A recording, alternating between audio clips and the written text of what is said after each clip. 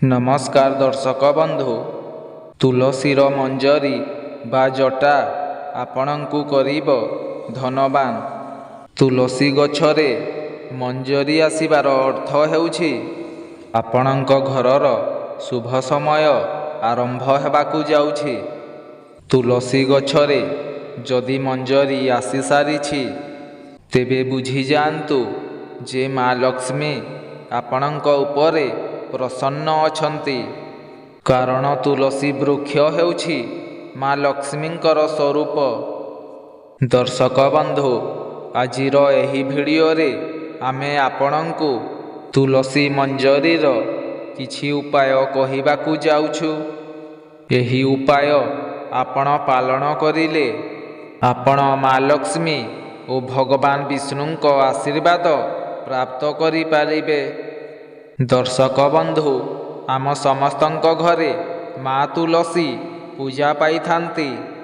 ଆମର ହିନ୍ଦୁ ଧର୍ମରେ ତୁଳସୀକୁ ଅତ୍ୟନ୍ତ ପବିତ୍ର ବୃକ୍ଷ ମାନି ପୂଜା କରାଯାଏ। ତୁଳସୀ ବୃକ୍ଷରେ ମା ଲକ୍ଷ୍ମୀ ବାସ କରିଥାନ୍ତି। ତେଣୁ ପ୍ରତିଦିନ ଆପଣ ତୁଳସୀ ମୂଳରେ ପାଣି ଦିଅନ୍ତୁ ଏବଂ ସକାଳେ ଓ ସନ୍ଧ୍ୟାରେ ପୂଜା କରନ୍ତୁ। ତୁଳସୀ ଗଛ ସହିତ ତୁଳସୀର ମଞ୍ଜରୀ ମଧ୍ୟ ଅତ୍ୟନ୍ତ ପବିତ୍ର ହୋଇଥାଏ।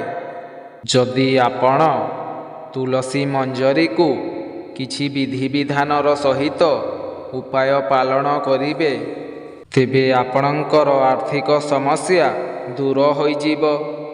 ଏହା ସହିତ ଆପଣଙ୍କ ଗୃହକୁ ଧନ ଆଗମନର ସମସ୍ତ ମାର୍ଗ ମଧ୍ୟ ଖୋଲିଯିବ।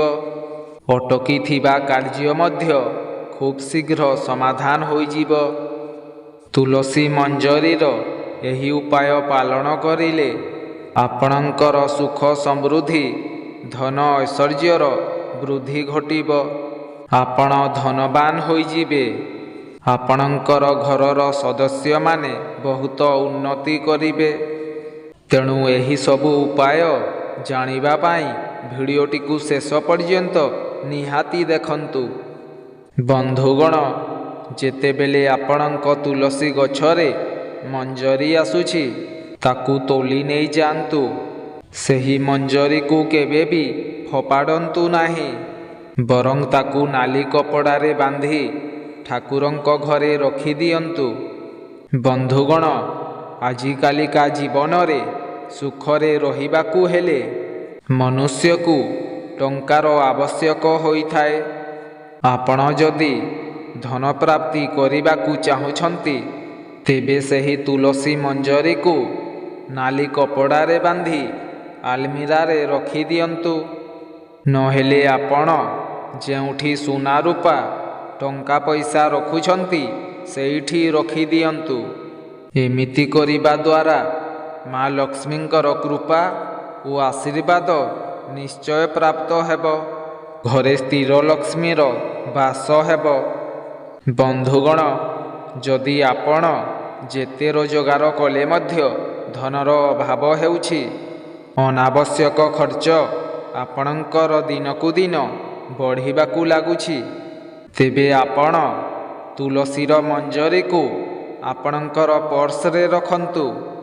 ଯେ ମନେ ରଖନ୍ତୁ, ଆପଣଙ୍କ ପର୍ସ ଯେମିତି ଚମଡ଼ାରେ ତିଆରି ହୋଇନଥାଏ। ବନ୍ଧୁଗଣ, ଭଗବାନ ଶିବ ଶଙ୍କରଙ୍କୁ ତୁଳସୀ ପତ୍ର ଚଢ଼ାଯାଏ ନାହିଁ, କିନ୍ତୁ ଆପଣ ତୁଳସୀର ଜଟା ବା ମଞ୍ଜରୀ ଭଗବାନ ଶିବ ଶଙ୍କରଙ୍କୁ ଅର୍ପଣ କରିପାରିବେ। ଏହି ଉପାୟ କରିଲେ ଆପଣ ପାରିବାରିକ ସୁଖ ଲାଭ କରିପାରିବେ। ଯଦି ଆପଣଙ୍କର ବୈବାହିକ ଜୀବନରେ ବାଧା ସୃଷ୍ଟି ହେଉଛି ତେବେ କଞ୍ଚା କ୍ଷୀରରେ ତୁଳସୀର ମଞ୍ଜରୀକୁ ମିଶାଇ ଶିବ ଶଙ୍କରଙ୍କୁ ଅର୍ପଣ କରିଲେ ଆପଣଙ୍କ ବିବାହରେ ଆସୁଥିବା ସମସ୍ତ ଅସୁବିଧା ଦୂର ହୋଇଯିବ ଏବଂ ବିବାହିତ ଲୋକଙ୍କର ବୈବାହିକ ଜୀବନ ସୁଖମୟ ହେବ। ବନ୍ଧୁଗଣ, ଯଦି ଆପଣ ତୁଳସୀ ମଞ୍ଜରୀକୁ ଭଗବାନ ବିଷ୍ଣୁଙ୍କୁ ଅର୍ପଣ କରିବେ ତେବେ ଆପଣ ମୋକ୍ଷ ପ୍ରାପ୍ତି କରିବେ। ଅର୍ଥାତ୍ ସେ ବ୍ୟକ୍ତି ପୁଣି ଥରେ ଜନ୍ମ ନ ହୋଇ ଜୀବନ ମରଣ ଚକ୍ରରୁ ମୁକ୍ତି ପାଇଯିବେ ଏବଂ ସେ ବ୍ୟକ୍ତିଙ୍କୁ ବୈକୁଣ୍ଠରେ ସ୍ଥାନ ମିଳିଯିବ। ଯଦି ଆପଣଙ୍କର ଆର୍ଥିକ ସ୍ଥିତି ମଜବୁତ ନାହିଁ, ଧନଜନିତ ସମସ୍ୟାରେ ଆପଣ ସାମ୍ନା କରୁଛନ୍ତି, ତେବେ ଗୁରୁବାର ଦିନ ମା ଲକ୍ଷ୍ମୀଙ୍କୁ ତୁଳସୀର ଜଟା ଅର୍ପଣ କରନ୍ତୁ। ଏହି ଉପାୟଟି କରିଲେ ଆପଣଙ୍କ ଘରକୁ ଧନ ଆଗମନର ମାର୍ଗ ଖୋଲିଯିବ ଏବଂ ଆପଣଙ୍କର ଆର୍ଥିକ ସ୍ଥିତି ମଧ୍ୟ ମଜବୁତ ହେବ। ଏହା ବ୍ୟତୀତ ତୁଳସୀର ପତ୍ରକୁ ଏକ ହଳଦିଆ କପଡ଼ାରେ ବାନ୍ଧି ଗୁରୁବାର ଦିନ ନିଜର ଆଲମାରିରେ ରଖିଦିଅନ୍ତୁ। ଆପଣଙ୍କୁ କଦାପି ଧନର ଅଭାବ ହେବ ନାହିଁ। ତୁଳସୀର ମଞ୍ଜରୀ ଧନକୁ ଆକର୍ଷଣ କରିଥାଏ। ଏହି ଉପାୟଟି ଅତ୍ୟନ୍ତ ଚମତ୍କାରୀ ଏବଂ ଲାଭକାରୀ ଅଟେ। ଘରର ଉତ୍ତର ପୂର୍ବ ଦିଗକୁ, ଯାହାକୁ ଆମେ ଐଶ୍ୱଲ୍ୟ କୋଣ ମଧ୍ୟ କହିଥାଉ, ଏହି ଦିଗକୁ ବାସ୍ତୁଶାସ୍ତ୍ରରେ ଅତ୍ୟନ୍ତ ଶୁଭ ମାନାଯାଏ।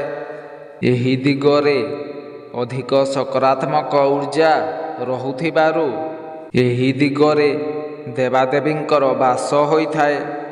ତେଣୁ ଯଦି ଆପଣ ଐଶ୍ୱଲ୍ୟ କୋଣରେ ଏକ ମାଟି ପାତ୍ରରେ ତୁଳସୀର ମଞ୍ଜରୀ ରଖୁଛନ୍ତି, ତେବେ ଆପଣଙ୍କ ଘରକୁ ଧନ ଆଗମନର ମାର୍ଗ ଖୋଲିଯିବ। ବନ୍ଧୁଗଣ, ପୂଜା ଘରକୁ ଅତ୍ୟନ୍ତ ପବିତ୍ର ମାନାଯାଏ। ପୂଜା ଘର ସର୍ବଦା ଐଶ୍ୱଲ୍ୟ କୋଣରେ ରହିବା ଉଚିତ। ଯଦି ଆପଣ ପୂଜା ଘରେ ତୁଳସୀର ମଞ୍ଜରୀ ରଖିବେ, ସର୍ବଦା ଆପଣଙ୍କ ଗୃହରେ ମା ଲକ୍ଷ୍ମୀଙ୍କର ବାସ ହେବ। ଘରେ ସକାରାତ୍ମକ ଉର୍ଜାର ସଞ୍ଚାର ହେବ। ତୁଳସୀର ମଞ୍ଜରୀକୁ ଲାଲ କପଡ଼ାରେ ବାନ୍ଧି ଠାକୁରଙ୍କ ଘରେ ସର୍ବଦା ଲୁଚେଇକି ରଖିବେ। ମଞ୍ଜରୀକୁ ଠାକୁରଙ୍କ ଘରେ ରଖିବା ସମୟରେ ତୁଳସୀ ମା ଓ ଭଗବାନ ବିଷ୍ଣୁଙ୍କୁ ମନେ ମନେ ସ୍ମରଣ କରିବେ। ଆପଣ ଚାହିଁଲେ ତୁଳସୀର ମଞ୍ଜରୀକୁ ନିଜ ଘରର ବାଲକୁନିରେ ଉତ୍ତର କିମ୍ବା ପୂର୍ବ ଦିଗରେ ମଧ୍ୟ ରଖିପାରିବେ। ଏପରି କଲେ ଘରେ କେବେ ବି ଧନର ଅଭାବ ହେବ ନାହିଁ ଏବଂ ଘରକୁ ଧନପ୍ରାପ୍ତିର ରାସ୍ତା ମଧ୍ୟ ଖୋଲିଯିବ। ବନ୍ଧୁଗଣ, ମା ଲକ୍ଷ୍ମୀଙ୍କର ପୂଜା କରିବା ସମୟରେ ପୂଜା ସାମଗ୍ରୀ ସହ ତୁଳସୀର ମଞ୍ଜରୀକୁ ରଖି ପୂଜା କରିଲେ ମା ଲକ୍ଷ୍ମୀ ଆପଣଙ୍କ ଗୃହକୁ ଟାଣି ହୋଇ ଆସିଥାନ୍ତି। ମା ତୁଳସୀଙ୍କୁ ଗୁରୁବାର ଦିନ ତୁଳସୀର ଜଟା ନିଶ୍ଚୟ ଅର୍ପଣ କରିବା ଉଚିତ। ଏମିତି କରିବା ଦ୍ୱାରା ମା ଲକ୍ଷ୍ମୀଙ୍କର କୃପା ଆପଣଙ୍କ ଉପରେ ବର୍ଷା ହେବ ଏବଂ ଗୃହକୁ ଧନର ଆଗମନ ହେବ। ବନ୍ଧୁଗଣ, ଯଦି ସର୍ବଦା ଆପଣଙ୍କ ଘରେ କଳହ ଅଶାନ୍ତି ଲାଗି ରହୁଛି, ଆପଣ ସର୍ବଦା ମାନସିକ ଚିନ୍ତାରେ ବ୍ୟସ୍ତ ରହୁଛନ୍ତି, ତେବେ ଗଙ୍ଗା ଜଳ ସହ ତୁଳସୀର ମଞ୍ଜରୀ ମିଶାଇ ଘରର ଉତ୍ତର ଦିଗରେ ରଖନ୍ତୁ ଏବଂ ସେହି ଜଳକୁ ପ୍ରତିଦିନ ଗାଧୋଇ ସାରି ଘରର ଚାରିପଟେ ଛିଞ୍ଚି ଦିଅନ୍ତୁ।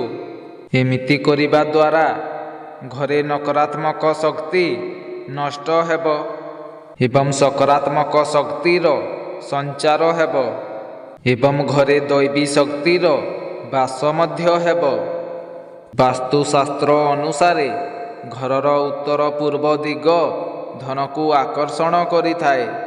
ଏହି କୋଣ କୁବେର ଦେବତାଙ୍କ ସ୍ଥାନ ଅଟେ। ଘରର ଏହି କୋଣରେ ପିତ୍ତଳ କିମ୍ବା କାଚର ଗିନାରେ ତୁଳସୀର ମଞ୍ଜରୀ ରଖିଲେ ଧନର ଆଗମନ ଖୁବ୍ ଶୀଘ୍ର ହୋଇଥାଏ। ତୁଳସୀର ମଞ୍ଜରୀକୁ ଜଳରେ ମିଶାଇ ସ୍ନାନ କଲେ ବାସ୍ତୁ ଦୋଷ ସମାପ୍ତ ହୋଇଥାଏ ଏବଂ ଗ୍ରହ ଦୋଷରୁ ମଧ୍ୟ ମୁକ୍ତି ମିଳିଥାଏ। ତୁଳସୀର ମଞ୍ଜରୀକୁ ପିଇବା ପାଣିରେ ମିଶାଇକି ପିଇଲେ ବ୍ୟକ୍ତିକୁ ନଜର ଦୋଷରୁ ମୁକ୍ତି ମିଳିଥାଏ। ବନ୍ଧୁଗଣ, ଯଦି ଆପଣଙ୍କ ଘରେ ତୁଳସୀ ଗଛରେ ମଞ୍ଜରୀ ଆସିଛି, ତେବେ ତାକୁ ଦେଖି ଅଣଦେଖା କରନ୍ତୁ ନାହିଁ। ତୁଳସୀର ମଞ୍ଜରୀ ଆସିବା ମାତ୍ରକେ ତାହାକୁ ଛିଣ୍ଡାଇକି ଘରେ ରଖିଦିଅନ୍ତୁ ଏବଂ ଭିଡ଼ିଓରେ କୁହାଯାଇଥିବା ଉପାୟକୁ ପ୍ରୟୋଗ କରି ନିଜର ସମସ୍ୟାକୁ ଦୂର କରନ୍ତୁ।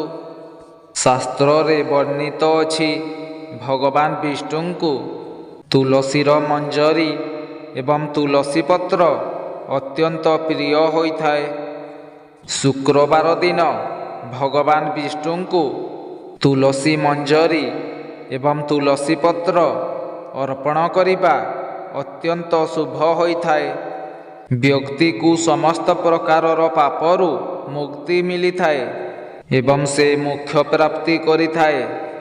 ତୁଳସୀ ପତରକୁ ଜଳାଇବା ଉଚିତ ନୁହେଁ, କିନ୍ତୁ ତୁଳସୀର ମଞ୍ଜରୀକୁ ଜଳାଇଲେ ଘରକୁ ଶୁଭତାର ଆଗମନ ହୁଏ।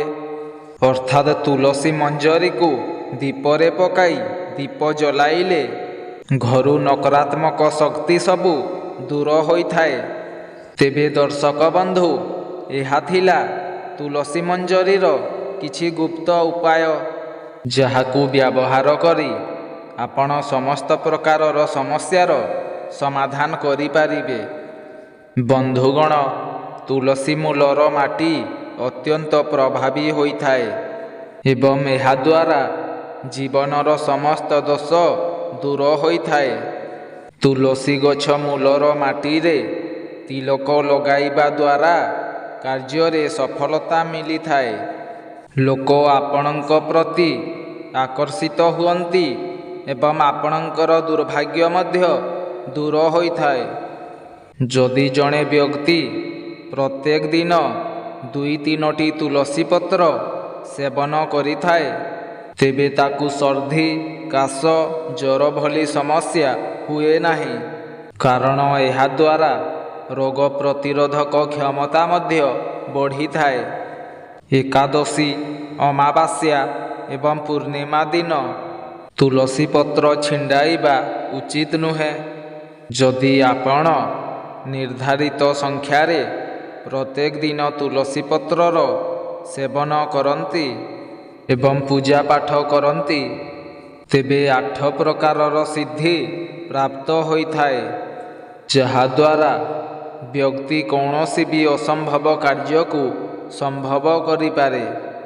ଆପଣ ଶରୀର ସିଦ୍ଧ କରିବାକୁ ଚାହୁଁଥିଲେ ପ୍ରତ୍ୟେକ ଦିନ ତୁଳସୀ ପତ୍ର ଖାଇବା ଆରମ୍ଭ କରିଦିଅନ୍ତୁ। ଏହାଦ୍ୱାରା ରୋଗରୁ ମୁକ୍ତି ମିଳିଥାଏ। ଯଦି ଆପଣ ଭୂତପ୍ରେତ, ବାଧା, ନଜର ଦୋଷ ଏଭଳି ସମସ୍ୟାରୁ ମୁକ୍ତି ପାଇବାକୁ ଚାହୁଁଛନ୍ତି, ତେବେ ତୁଳସୀ ଗଛର ଏକ ଶୁଖିଲା ମୂଳ ନେଇ ଚାନ୍ଦିର ତାବିଜରେ ପୂରେଇ ନାଲି ସୂତା ବାନ୍ଧି ବେକରେ ଧାରଣ କରନ୍ତୁ। ଭୂତପ୍ରେତ ସମସ୍ୟାରେ ଥିବା ଲୋକ ତୁଳସୀ ଗଛ ମୂଳର ମାଟି ନେଇ ନିଜ ସ୍ନାନ ଜଳରେ ମିଶାଇ ସ୍ନାନ କରିବା ଉଚିତ। ଏହା ଥିଲା ତୁଳସୀ ମଞ୍ଜରୀର କିଛି ବିଶେଷ ଉପାୟ। ତେଣୁ ସାଙ୍ଗମାନେ, ଯଦି ଏହି ଭିଡ଼ିଓଟି ଆପଣମାନଙ୍କୁ ଭଲ ଲାଗିଥାଏ, ତେବେ ଭିଡ଼ିଓଟିକୁ ଗୋଟେ ଲାଇକ୍ କରି ଚ୍ୟାନେଲଟିକୁ ମଧ୍ୟ ସବସ୍କ୍ରାଇବ୍ କରିଦିଅନ୍ତୁ।